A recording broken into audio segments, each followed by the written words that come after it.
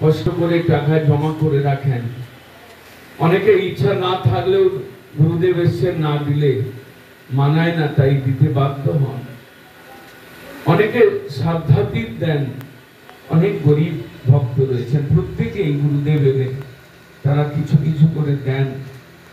এই যে সেবা, কৃষ্ণের জন্মোৎসবের ভোগের জন্য সেবা, তার ফুলের মন্দির সাজানো ফুল দিয়ে তার জন্য যে সেবা, তার রাত্রিতে বিরাট ভোগের ব্যবস্থা তার জন্য যে সেবা, তার বস্ত্রের জন্য যে সেবা, এই সেবা বৎসরে একবার দেওয়ার সুযোগ আপনারা পাচ্ছেন। এর দ্বারা কৃষ্ণ জন্মাষ্টমী মহোৎসব আপনারা করতে পারেন।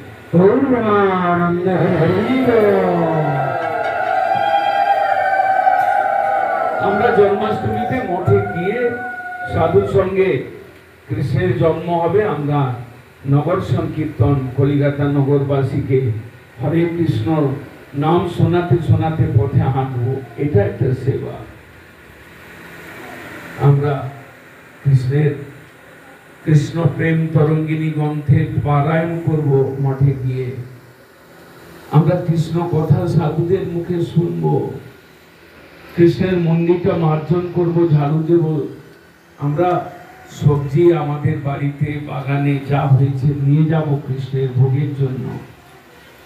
আমরা নারকেল লাড়ু বানাবো, আমরা তালের বড়া বানাবো কৃষ্ণের ভোগের জন্য। এইভাবেই কৃষ্ণের জন্মোৎসব আমরা করি।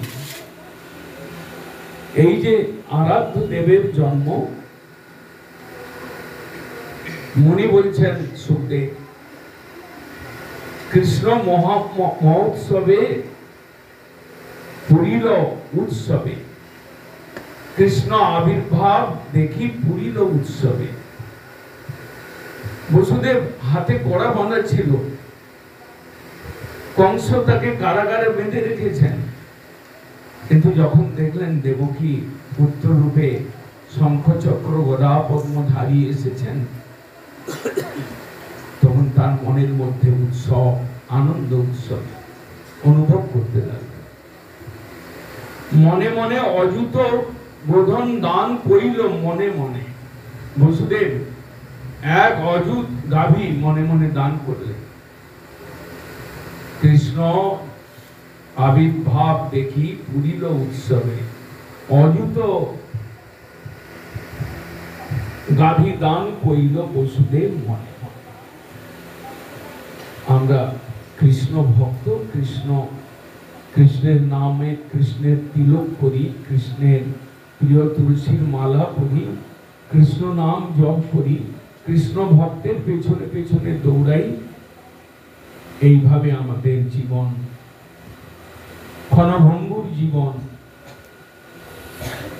জগতের চতুর্দিকে কিরকম একটা বিষম পরিবেশ, হিংসা, দেশ, মারামারি, এইসব একটা নিয়ে যে একটা অশান্তিময় পরিবেশের মধ্যেও আমরা কৃষ্ণ ভক্তি করি, এটা আমাদের ভাগ্য। আমরা কৃষ্ণ নাম করতে পারছি, এটা আমাদের ভাগ্য। আমরা কৃষ্ণ ভক্তের সঙ্গ পাচ্ছি, এটা আমাদের ভাগ্য। এই ভাগ্যকে কাজে লাগিয়ে কৃষ্ণ জন্মাষ্টমী উৎসবে নিজের শরীর, নিজের মন, নিজের ধন সবকিছু অর্পণ করে কৃষ্ণকে ভালোবাসতে হবে, কৃষ্ণকে আরাধনা করতে হবে, কৃষ্ণকে সুখী করতে হবে। এই করলেই আমাদের জীবনের সার্থকতা।